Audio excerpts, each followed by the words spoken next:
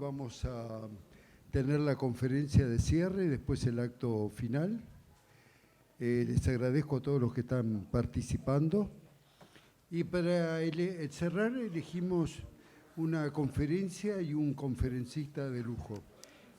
La conferencia nos pareció que era un tema muy importante, ver una misma noticia o un tema de salud, cómo lo tratan los periodistas y cómo lo tratan los médicos. ¿Es lo mismo? Vamos a ver. ¿Es diferente también? Vamos a ver. Y para eso le pedimos, lo invitamos al doctor Ernesto Gildesa. El doctor Ernesto Gildesa es una persona excelente como ser humano, es profesor tiene a cargo la cátedra de oncología, pero fundamentalmente tiene una visión filosófica de lo que es la vida, de lo que es la medicina. Ha realizado labor periodística a través de programas de televisión relacionados con salud, así que creemos que es la persona ideal para hablar justamente de los dos temas, ¿no? Así que gracias, Ernesto, por estar. Muchísimas gracias. Te damos la palabra. Yo le agradezco enormemente la invitación y la responsabilidad que esté acá es del doctor Bruno, que fue profesor mío de periodismo médico y por lo tanto, digamos, cualquiera de las quejas van hacia él, ¿tá? La idea es que compartamos 40 minutos, eventualmente 5 minutos para el intercambio y vamos a hablar de igualdades y diferencias en la transmisión de los temas de salud, visión médica y visión periodística. Y como transito por los dos carriles, les voy a contar cuáles son las cosas que yo vivo internamente cuando tengo un problema y en qué me ayudó una visión y en qué me ayudó la otra, ¿tá? Vamos a tratar básicamente 4 tópicos: el elogio del título, el territorio fronterizo, el trabajo práctico y el futuro. Son 4 tópicos que vamos a desarrollar. En primer lugar, el elogio, ¿tá? Cuando a mí me propuso el doctor Bruno que hablara de esto, lo primero que pensé es, yo no hubiera elegido esos términos. Así que vamos a ver qué es lo que me quiere decir con igualdades y diferencias. Y a poco de ir masticando el tema, me encontré que es la manera en la que los humanos conocemos. Los humanos conocemos por igualdades y por diferencias.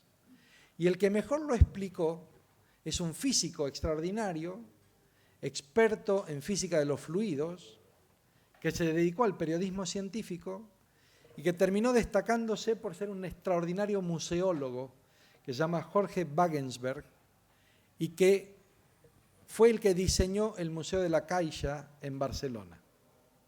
Y él dice, los humanos conocemos por igualdades y por diferencias. ¿Por qué? Dice, porque observar, dice Wagensberg, es descubrir lo que tienen de diferente 2 cosas que son iguales. Y comprender es descubrir lo que tienen de iguales 2 cosas que son diferentes. De tal manera que observa aquel que distingue porque encuentra alguna diferencia entre A y B. Y comprende aquel que siendo A y B diferente sabe que tienen en común. Y así el ala de un pájaro y de un avión son totalmente diferentes y ambas son alas. Así que lo primero es un elogio, porque me parece que quien pensó este título es alguien que sabe mucho de medicina y de periodismo. Y eligió a alguien que sabe menos para explicarle que ve de iguales y que ve de diferentes. Claramente el periodismo y los temas de salud tienen múltiples interacciones. Consejos de salud, investigaciones médicas, prácticas médicas novedosas, difusión de la salud de los famosos, campañas de salud, calidad asistencial, asignación de recursos, falencia del sistema, errores médicos y dilemas éticos. Todo esto nos invade en forma constante desde el periodismo escrito, televisivo o radial o del periodismo más extendido, que es el periodismo informal de las redes sociales y de Internet. Todos estos temas tienen mucho que ver con medicina y salud. Y algunos son temas auténticamente muy importantes. Sin el periodismo, nosotros no hubiéramos modificado nuestra actitud bioética. No se olviden que fue el New York Times en 1972 el que puso en evidencia el estudio Tuskegee, que iniciándose en 1938 estudiaba la observación de los varones negros afectados por sífilis que no recibían ningún tratamiento. Sin esa página de mayo del 72 del New York Times, la bioética no se hubiera modificado, porque eso llevó a que Jimmy Carter convoque a la primera comisión de bioética y eso llevó a que se promulgaran por Beauchamp y Childress los principios de la bioética moderna. Sin ese artículo periodístico, esto no hubiera cambiado. Sin un pequeño fragmento en YouTube en el cual una actriz denunciaba que había sido abusada en una gira cuando era adolescente, no se hubiera generado el movimiento Me Too, que pone en evidencias, entre otras cosas, en nuestra profesión, la asimetría que padecen las mujeres y los varones, que debería avergonzarnos. Es decir, me parece extremadamente importante el rol del periodismo en el descubrimiento y en la exposición de los problemas. Algunos generarán algún movimiento y otros no. ¿Está? Pero analizar cada uno de estos tópicos, qué tienen de bueno, me parecía que era abrumarlos. ¿Está? Lo que es importante es entender que cuando hablamos de periodismo médico, hablamos de una frontera. ¿Está? Y las fronteras se caracterizan por tener guiones. Uno no sabe muy bien si los guiones unen o separan. ¿Está? Pero lo que sí sabe es que cuando uno pone un guión y dos palabras, lo que está poniendo es un territorio de frontera. ¿Está? Psico, neuroendocrino, inmunología es una frontera de 4. ¿Está? Mente, cuerpo, nefroncología, biotecnología es una frontera de 2. Bioética es una frontera de 2. Y health es una frontera de 2. ¿Sí? En esa frontera pasan cosas. ¿Por qué? Porque la frontera es un territorio tremendamente dinámico. La frontera es un territorio de colisión y fertilidad. Y eso es el periodismo y la medicina desde sus discursos. Uno tiene un discurso riguroso y otro un discurso claro. Uno tiene un discurso complejo y otro un discurso simple. Uno tiene un discurso restrictivo y otro un discurso expansivo. Uno tiene un discurso esbozado y otro aplicado. Uno tiene un discurso meticuloso y otro conciso. Uno preciso y otro comprensible, uno solemne y otro divertido, uno selecto y otro universal, uno abstracto y otro concreto, uno comprobado y otro novedoso, uno explicado y otro imaginado, uno matemático y otro narrativo, uno despersonalizado y otro encarnado, uno medular y otro superfluo. Así son estos discursos. ¿Está? La riqueza está en qué aportan cada uno de ellos, porque cada uno de ellos es valioso y cada uno de ellos es importante. Entonces, el periodismo médico hace el esfuerzo de funcionar como el traductor en esta frontera, en la que dos discursos tienen que ponerse en juego. De tal manera que funciona igual que los traductores, que de alguna manera hacen el esfuerzo de primero comprender el sentido y luego traducir. Y muchas veces las traducciones son peores que el original, pero algunas veces las traducciones son mejores que el original. Entonces, lo que es importante es entender que cuando uno habla de periodismo médico, habla de un territorio extremadamente fértil donde la colisión es la regla. Nadie puede sentirse plenamente satisfecho de lo que dice o de lo que escribe, porque siempre hay algo que le va a faltar. Pero es que lo importante es entender que hay algo de cada uno de esos discursos que no puede ser compartido. Entonces, claramente, cuando uno es muy riguroso, no es claro. Cuando uno intenta explicar la complejidad, no es simple. Y muchas veces ahí nos perdemos. Y lo que debemos dejar es que fluya. Porque lo importante es que hay infinitos escuchas, infinitos lectores, infinitos videntes, infinitos observadores, infinitas oportunidades de mejorar nuestro discurso. Pero si no lo decimos, es una voz que se calla. Yo les propongo que construyamos 4 trabajos prácticos. ¿Está? Y los trabajos prácticos básicamente lo que van a intentar es poner sobre el tapete la dificultad de transmitir algunos de los problemas actuales de la medicina. Yo elegí 4. ¿Está? Y los 4 que elegí son la medicina moderna, la relación médico-paciente, el precio y el valor de los medicamentos y la orquesta genómica. ¿Está? El primer práctico es la medicina moderna. ¿Está?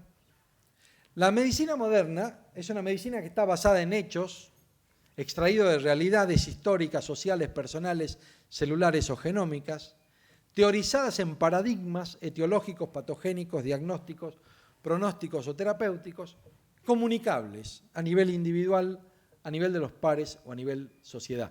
Ahí, en ese último punto, es donde entra el periodismo.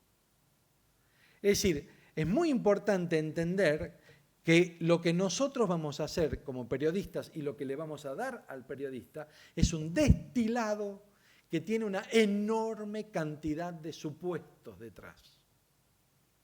Muchas veces tenemos que explicar algunos de estos supuestos, pero no debemos olvidar que lo que tenemos es un destilado que está orientado a que la sociedad comprenda qué es lo que está pasando desde el punto de vista de la salud, en la realidad que nosotros queramos. ¿Está? ¿Okay? Ahora, es claro que la medicina, toda la medicina, sirve solo para 2 cosas. La longevidad, es decir, que para los pacientes vivan más, y la calidad de vida, es decir, para que los pacientes vivan mejor. Idealmente para las 2, longevidad y calidad de vida. Pero si no se pueden las 2, la elección es del paciente. ¿Y saben qué es lo que uno descubre en el consultorio cotidianamente? ¿Y qué es lo que uno transmite a sus pacientes y eventualmente transmite como periodista? Que la longevidad es una realidad que cambia de signo en una década. La longevidad es una realidad que cambia de signo en una década. ¿Saben por qué? Porque hasta los 85 años, para la mayoría de las personas, la longevidad es una bendición. Las palabras que usan para referirse a la longevidad son todas palabras de agradecimiento. Son autónomas, libres y pueden ver a los seres que aman. Entre los 85 y los 95 años, la longevidad es un trabajo. La mayoría de la gente se refiere a la longevidad en términos de esfuerzo, de dificultad, de incapacidades que se van adquiriendo. Y de los 95 en adelante, la longevidad se vive como un castigo. La mayoría de la gente lo que dice es ¿cuándo va a cesar esto? ¿En qué momento me voy a aliviar? ¿Hasta cuándo voy a tener que padecer esto? Es muy importante. ¿Por qué? Porque hay pocas realidades que en 10 años pasen de ser un don a ser un trabajo y a ser un castigo. Quizá el matrimonio es una de las pocas. Podría decir. Quizá. ¿Okay? Ahora, cuando uno tiene un paciente que tiene 85 años, uno tiene que ser consciente que si prolonga la longevidad, prolonga un trabajo, es decir, probablemente la esclavitud. Y si lo hace a los 95 años, probablemente prolongue un sufrimiento, es decir, una tortura. La medicina es liberadora de la esclavitud y de la tortura. Por eso uno tiene que ser muy cuidadoso. Esto es solo un esbozo, ¿tá? Pero es importante entender que cuando uno habla de la narrativa médica y dice los fines de la medicina es que la gente viva más y que la gente viva mejor, entender que a medida que nuestra sociedad envejece, estas dos cosas colisionan. No para toda la gente vivir más es bueno y debemos entenderlo. Hay muchos tipos de medicina. La medicina que busca paliar, la medicina que busca curar, prevenir, predecir y la medicina que está centrada en el deseo del paciente.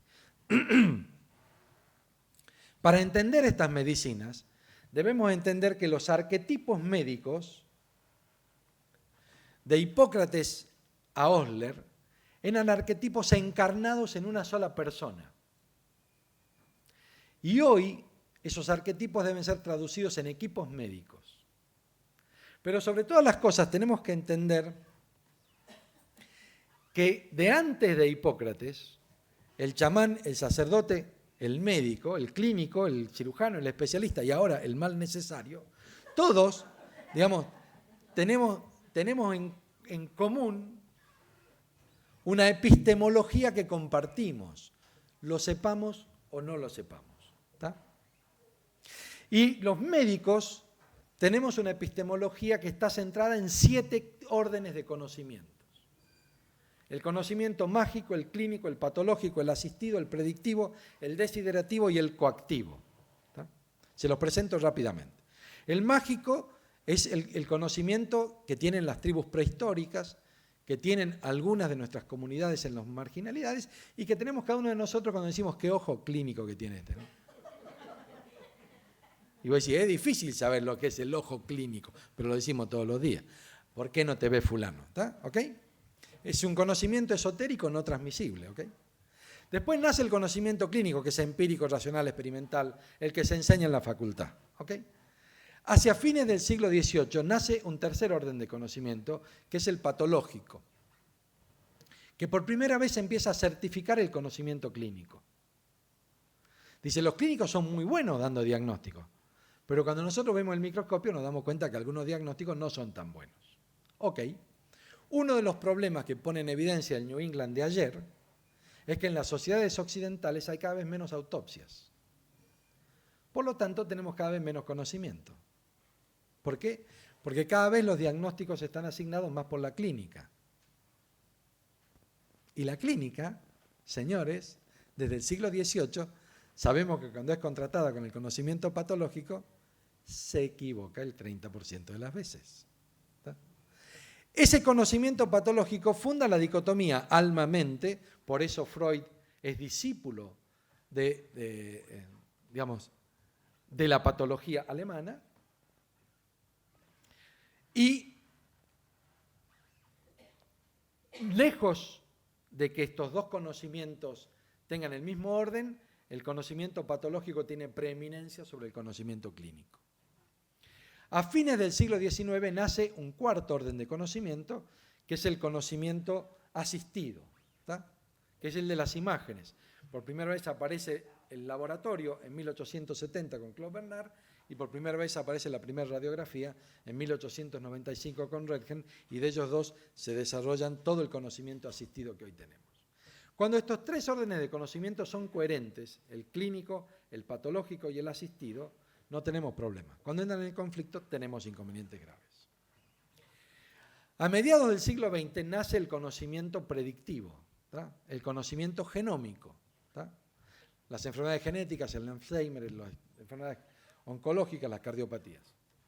Por lo tanto, empezamos a tener 5 órdenes de conocimiento y a fines del siglo XX aparece el 6º orden de conocimiento, que es el coactivo, transformar en enfermedades alteraciones de la normalidad, el colon irritable, la alopecia, la osteoporosis. Y a esto se suma a principios del siglo XXI, fines del siglo XX, un 7º orden de conocimiento, que es el desiderativo, ¿no? Esto dice, mire, señora Backey, a mí me gustan mucho los desafíos, pero también conozco mis limitaciones. Ahora, con mucho dinero, con varias horas de quirófano y mucho esfuerzo, a mí me pueden transformar en una linda señora. ¿Está? Va a ser difícil, pero eso no significa que sea imposible, ¿ok?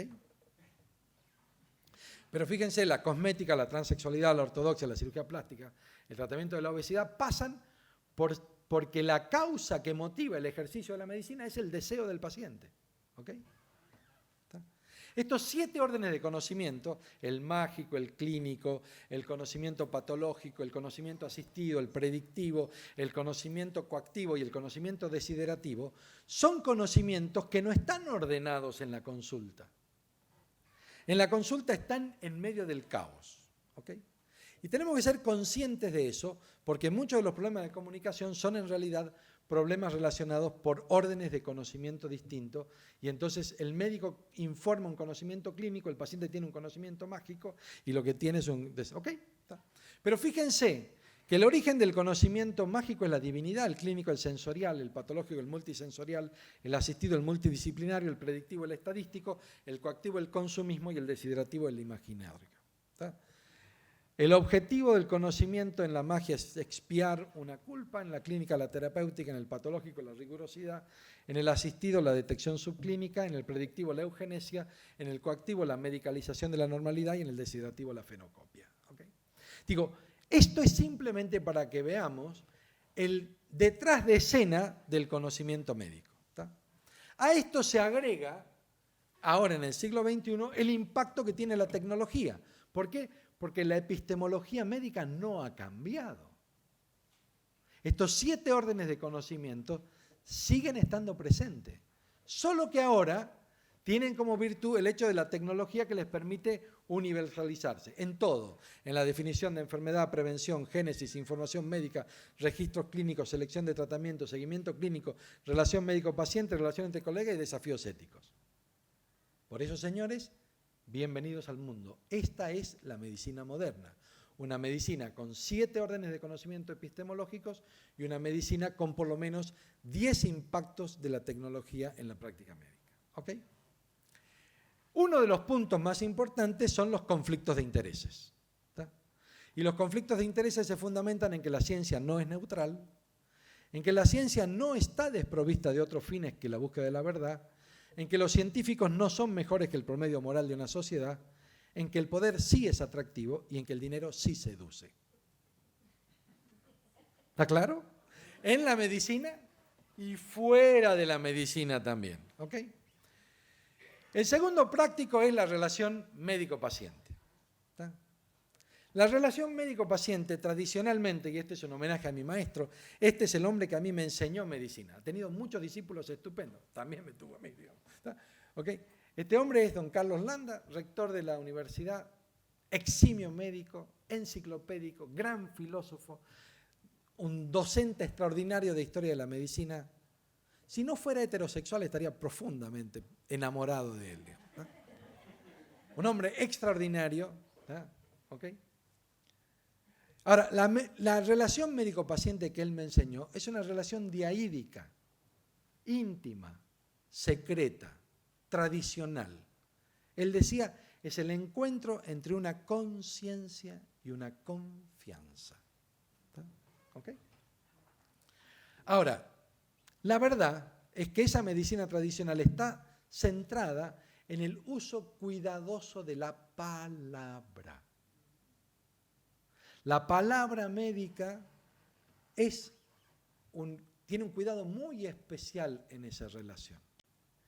Y la palabra humana aparece en la historia de la Tierra hace 80.000 años. Hace 80.000 años, por primera vez, un humano emitió una palabra. ¿Cómo sabemos eso? Porque recién ahí el cráneo tiene un agujero oval lo suficientemente amplio como para que el nervio vago inerve adecuadamente el diafragma y ustedes puedan tener la inervación intercostal y el diafragma que les permita emitir a través de la laringe una palabra. El centro más relacionado con la palabra no es la abstracción, sino es el de la música. Por eso los idiomas tienen música. Por eso uno puede reconocer cuando habla un cordobés, de cuando habla un tucumano y cuando habla un catamarqueño, ¿no? Cada uno de ellos habla un castellano distinto, donde la diferencia está en la música, no en lo que dicen. Y por eso los tartamudos hablan mal pero cantan bien.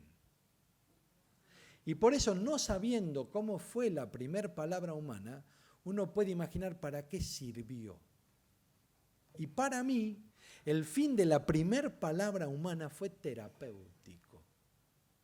La primer palabra humana sirvió para tranquilizar. ¿A quién? No sé. Pero donde no hay ciencia, nace el cuento. Y a mí se me hace cuento que la primer palabra humana de la historia de la humanidad fue femenina, maternal, cantada. Fue una madre arrullando a un niño en la noche de los tiempos. Esa palabra y el cuidado de esa palabra es lo que nos enseñaron en la relación médico-paciente en la que yo me formé. Por eso el fundamento de esa relación médico-paciente no es la ciencia, sino el arte. Es la palabra y el amor con el que esa palabra se administra. Y eso lo dijo Paracelso, que desarrolló la iatroquímica, pero que básicamente era un gran médico por el ejercicio del arte médico. ¿Está? Por eso yo creo que lo que más nos falta en medicina hoy no es ciencia, es arte. ¿Está? Porque la palabra médica es un medicamento que tiene principios activos, tiene placebos, tiene nocebos, tiene dosis, tiene formas de administración, tiene intervalos de administración y tiene tratamientos concomitantes. Ahora, hoy, ¿cómo es la relación médico-paciente? La relación médico-paciente ha pasado de un profesional elegido, un conocimiento probado, una información actualizada, un diagnóstico clínico y una terapéutica acotada, donde la pregunta era ¿qué podemos esperar?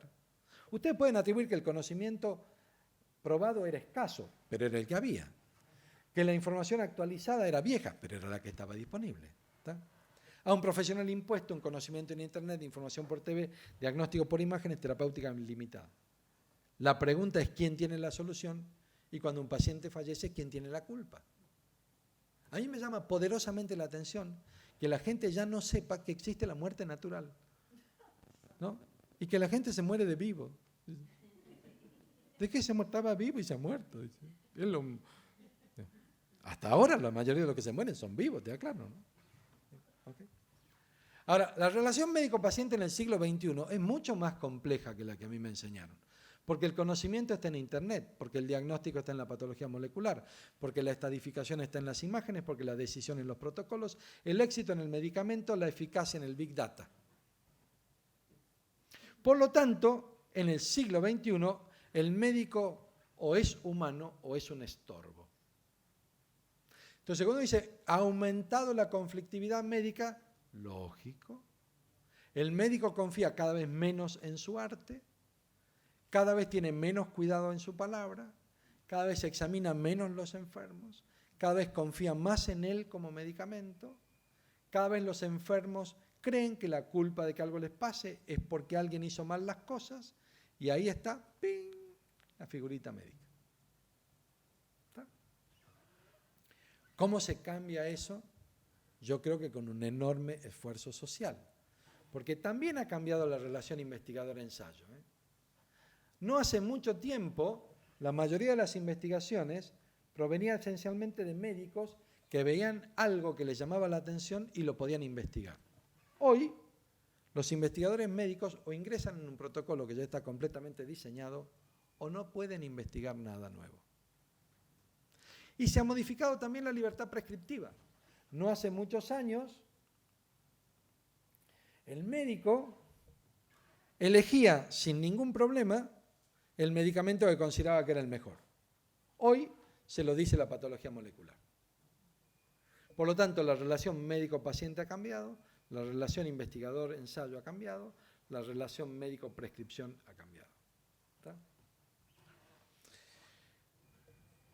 Saqué lo de costo porque tuvimos la oportunidad de discutirlo en la mesa y les voy a compartir como tercer trabajo práctico. La idea de cada uno de estos prácticos es que ustedes se vayan con distintas ideas y piensen cómo lo presentaría un periodista y cómo lo presentaría un médico. Para mí, no hay ningún periodismo más serio que el que hace el humor. Ninguno. No hay nada más difícil que hacer humor y no hay nada más serio que hacer humor. ¿Está? Y para mí no hay ningún humorista más extraordinario desde el punto de vista de la filosofía del humor que Quino. Logra una síntesis magnífica. Y lo que les quiero mostrar son algunas figuras de Quino. ¿Está? Este es un médico tradicional del que ya no existe. ¿Está? Fíjense la asimetría de los sillones, fíjense, he leído su historia clínica, dice amigo, y la verdad que está bastante aburrida, ¿no? ¿Okay? Dice, aquí se pone un poco más, ¿no? De esta idea. 10 años después presentaba este médico. ¿Está? No es la misma situación, la que describe el mismo dibujante. Debo advertirle que el fármaco que le prescribo para su dolencia no es barato, pero no se preocupe, le receto además un regulador de la tensión arterial para cuando escuche el precio y le agrego un ansiolítico para cuando piense cómo va a pagar todo. Pero bueno, la salud ante todo. ¿Está? Ahora, hay 10 años entre este dibujo y este dibujo. Del mismo hombre. ¿Ok? Fíjense. ¿No? ¿Ok? Fíjense. Si alguien piensa, digamos, la soberbia médica, ¿no? Igual que esta, dice. Médico. Dice. Algo comprobante que lo demuestre. Y café poquito. Ojo. Digamos, ¿vos querés saber si soy médico? Digamos. ¿Ok? Pero también fíjense cómo muestra la relación médico-paciente. ¿No? Digamos, parece un confesionario, donde el paciente viene a expiar las culpas de, digamos, de ser obeso y comer, de tomar, de fumar, ¿no? ¿Ok?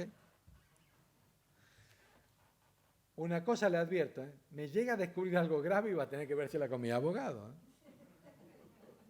Esto fue dibujado 15 años antes de lo que hoy está pasando.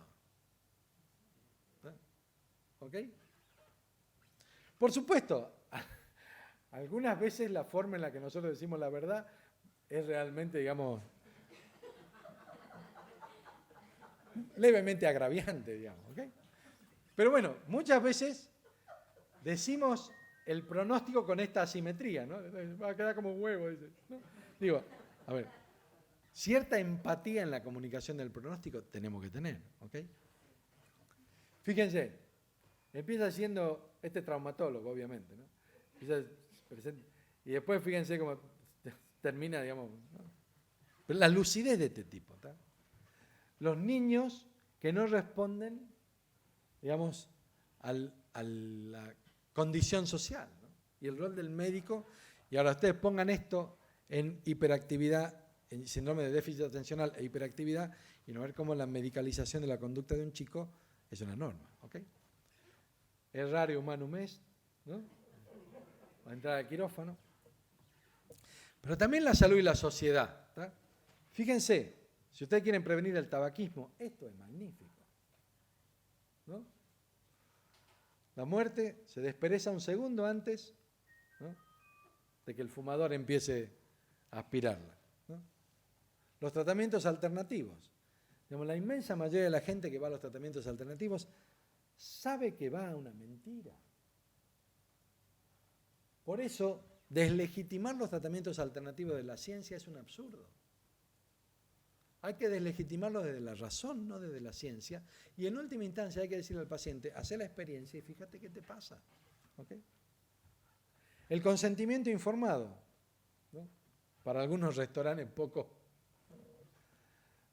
digamos, la confianza, ¿no? Fulano, imagínense, aquí podemos poner banqueros, pero también podemos poner otras profesiones, digamos. ¿Okay? El síndrome de burnout. Digamos, ¿ustedes quieren alguna definición más clara de lo que es un síndrome de burnout? Lo tienen ahí. ¿Okay? La paradoja de la elección de Barry Schwartz. ¿Tá?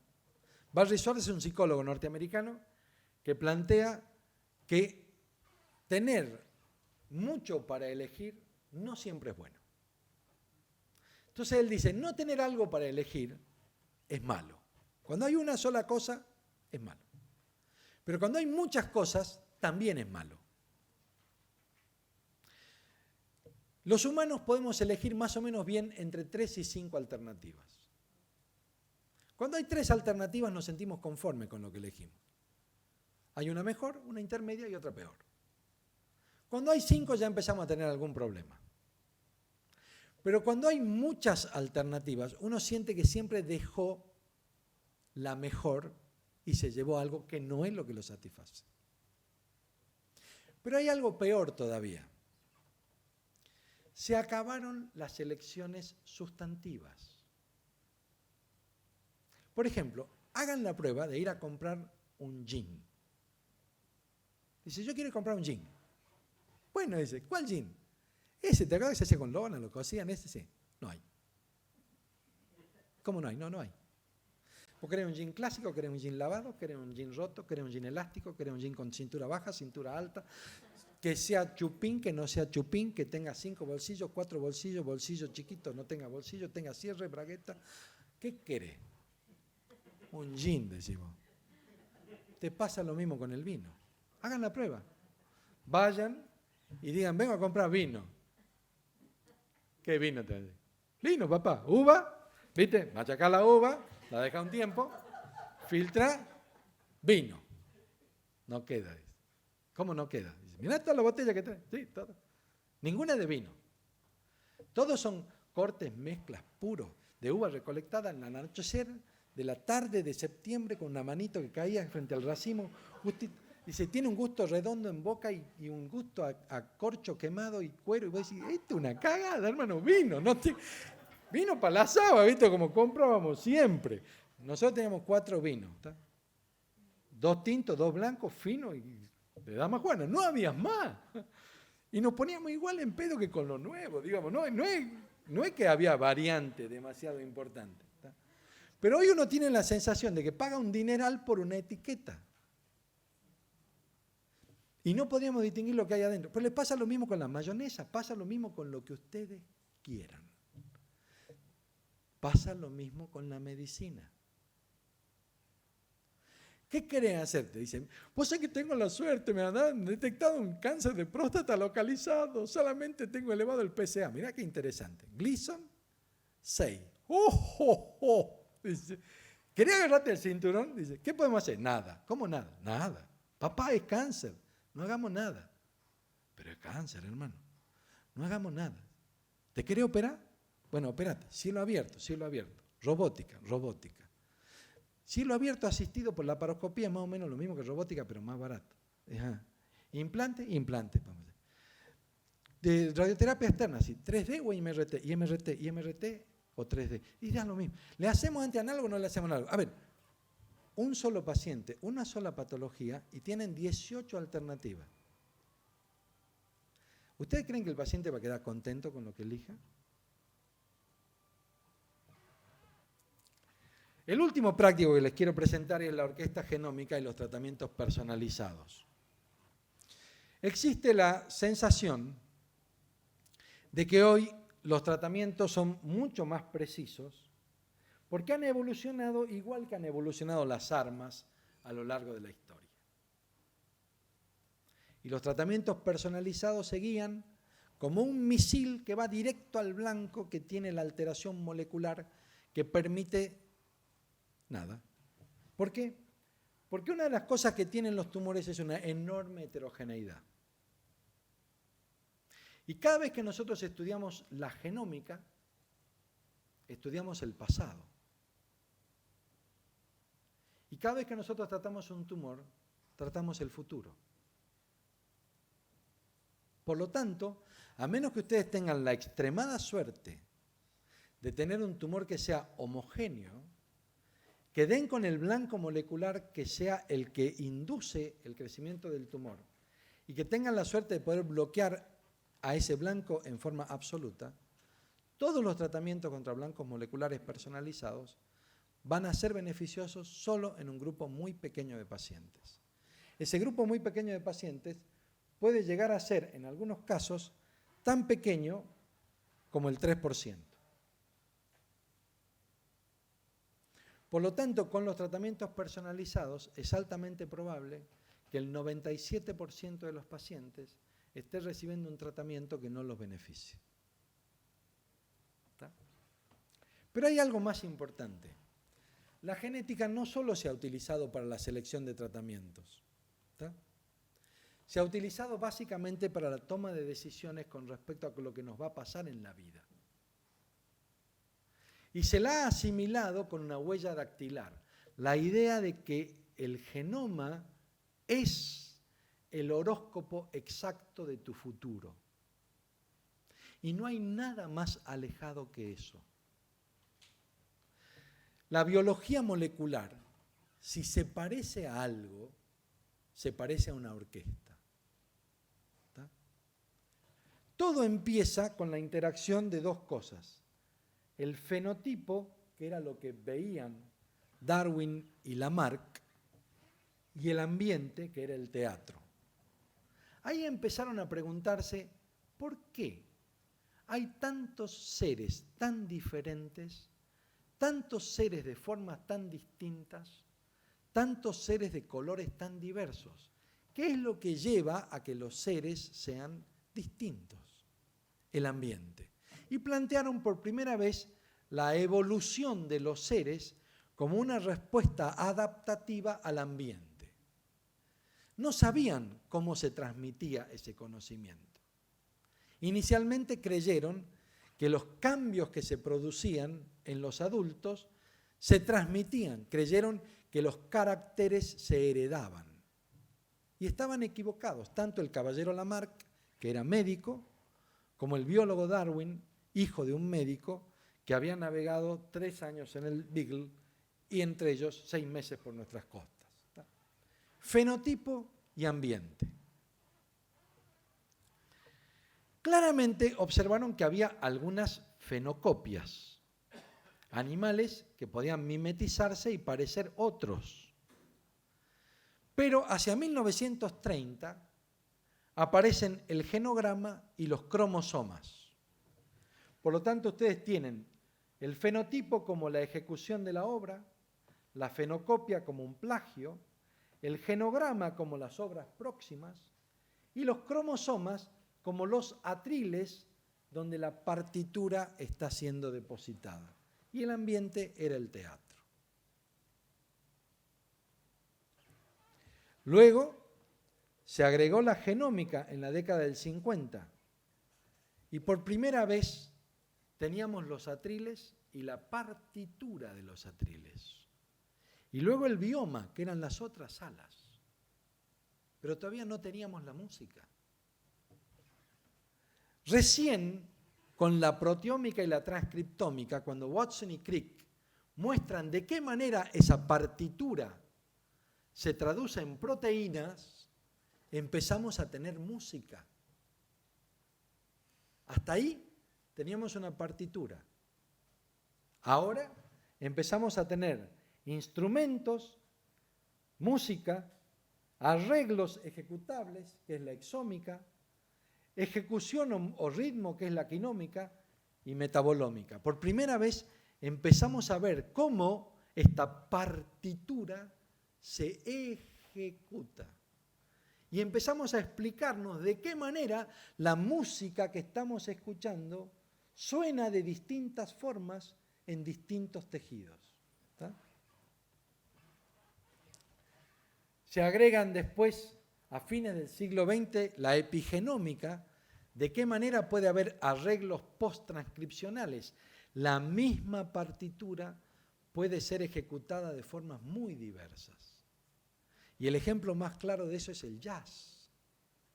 El jazz es una partitura que no excede una hoja, pero se ejecuta de formas extremadamente distintas. ¿Está? El exposoma, los ruidos y las variaciones, el microbioma, y que son las otras orquestas. ¿Cómo interacciona todo esto? Fíjense qué distinto es esto de una huella dactilar. Ninguna orquesta suena igual en todo momento. Ninguna orquesta suena igual en cualquier sala.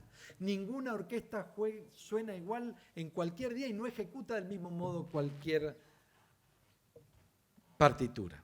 ¿Está? Y ahora vienen los cambios post-transcripcionales y los editores genómicos con CRISPR. Se complica aún más el panorama. Esto es la biología molecular. Nada es parecido a una huella digital. ¿Tá? Por eso, en la biología molecular, el cáncer es el precio que la vida está dispuesta a pagar para poder evolucionar. ¿Por qué?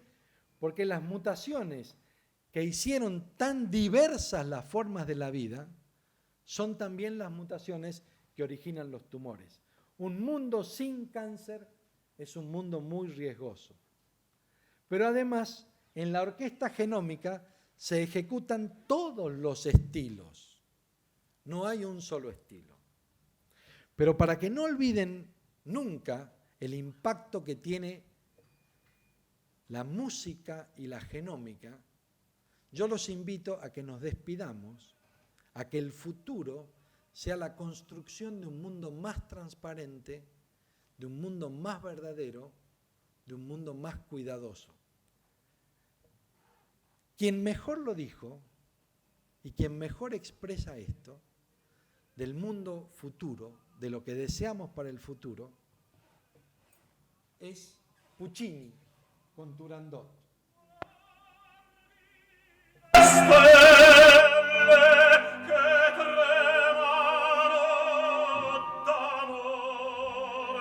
El que está cantando es José Carreras. Y el aria que está cantando es Nessun Dorma. Turandot es una princesa que ha sometido a los pretendientes a 3 dilemas que deben resolver. Y Calaf lo ha resuelto. Turandot, enfurecida, no lo acepta como pretendiente. Y él la desafía. Le dice, si en esta noche no descubres mi nombre, al alba serás mío. Y esa noche Turandot tortura al pueblo de Pekín buscando el nombre de Calaf. Y él canta esta aria. Esta noche es la noche de la esperanza.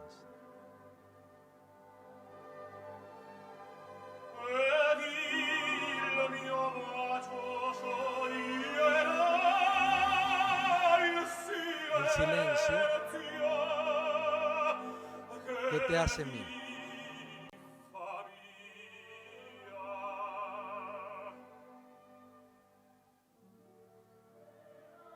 El pueblo dice, tu nombre no lo vas a saber.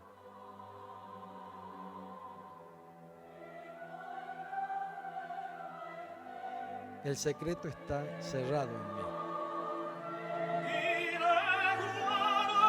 Y esta noche, que las estrellas pasen, Ramón Tedesco.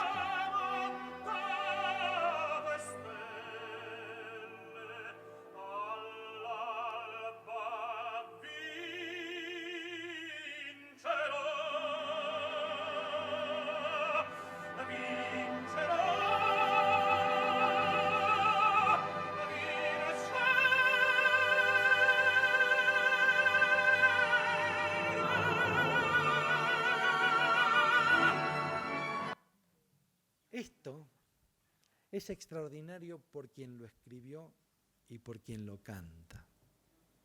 ¿Saben por qué? Porque quien lo escribió es Puccini, que no logró terminar la ópera, porque estaba en Bélgica irradiándose por un cáncer de cabeza y cuello que no sobrevivió. Pero el que lo canta es José Carreras, que lleva ya 19 años de sobreviviente de una leucemia por la que fue trasplantado. La esperanza, el futuro, es que siempre hay posibilidades de mejorar. Y en la interacción periodismo-médico, tanto los periodistas como los médicos debemos mejorar para que tengamos una medicina más universal, más justa, más accesible. Muchas gracias.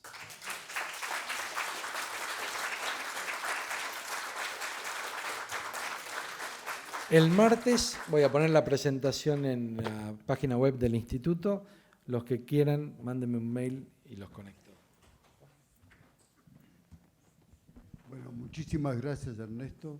Realmente, como siempre, las conferencias que da Ernesto no deja de aprender permanentemente. Así que muchas gracias.